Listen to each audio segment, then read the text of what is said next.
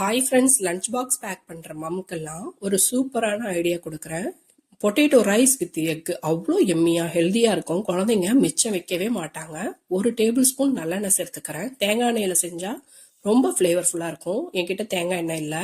எண்ணெய் சூடேறினதும் 1/2 டீஸ்பூன் கடுகு, 1 டீஸ்பூன் உளுந்து நல்லா பொரிய விட்டு ஒரு கொத்து கருவேப்பிலையும் பொரிய விடுறேன். ஒரே ஒரு குட்டி காஞ்ச மிளகாவை கிள்ளி சேர்த்துக்கிறேன்.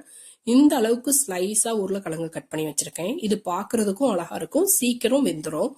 அதை நல்லா எண்ணெயில 3 நிமிஷம் கலந்து கொடுத்துக்கிறேன். 1/4 டீஸ்பூன் மஞ்சள் தூள் சேர்த்து நல்லா மிக்ஸ் பண்ணி விட்டுறேன். இப்போ 2 நிமிஷம் ஆனதும் உப்புத்தூள் உருளைக்கிழங்குக்கு மட்டும் சேர்த்துக்கிறேன். ரைஸ்ல நான் உப்பு போட்டு தான் வேக வச்சிருக்கேன். உருளைக்கிழங்குல உப்பு சேர்த்து 2 நிமிஷம் கலந்து கொடுத்துட்டு ஸ்லைஸா கட் பண்ணி வச்சிருக்கிற பல்லாரி வெங்காயம் 1 அதையும் சேர்த்து நல்லா வதக்கி கொடுக்குறேன். பல்லாரி வெங்காயம் சேர்த்து 3 நிமிஷம் ஆனதும் குட்டி குட்டியா சாப் பண்ணி வச்சிருக்கேன் ஒரு தக்காளி பழம், அதையும் சேர்த்து நல்லா கலந்து கொடுத்துக்கலாம்.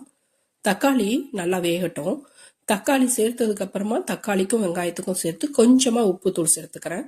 இப்போ தக்காளி ஓரளவு வதங்கி வந்துருச்சு. ஒரு குட்டி குட்டியா ஒரே ஒரு பச்சை மிளகாய், காரம் இல்லாத பச்சை மிளகாய் சேர்த்து மிக்ஸ் பண்ணி விட்டு அதை ஓரமா ஒதுக்கி விட்டு 2 முட்டையை உடைச்சு சேர்த்து அது கூட கொஞ்சமா உப்புத்தூள் சேர்த்து முட்டையை நல்லா வேக வச்சிடுறேன். முட்டை வெந்ததும் உருளைக்கிழங்கையும் முட்டையும் அழகா ஜென்டலா மிக்ஸ் பண்ணி விட்டுறேன். தனியா வடிச்சு வச்சிருக்கிற ரைஸையும் இப்போ அழகா கலந்து கொடுத்துக்கலாம். அவ்வளோ அருமையான உருளைக்கிழங்கு சாதம் ரெடி ஆயிடுச்சு. இதுக்கு காரம் தேவைப்பட்டா பெப்பர் கூட ஆட் பண்ணிக்கலாம். கண்டிப்பா ட்ரை பண்ணி பாருங்க. லைக் பண்ணுங்க, சப்ஸ்கிரைப் பண்ணுங்க, சப்போர்ட் பண்ணுங்க, ஷேர் பண்ணுங்க. தேங்க்யூ.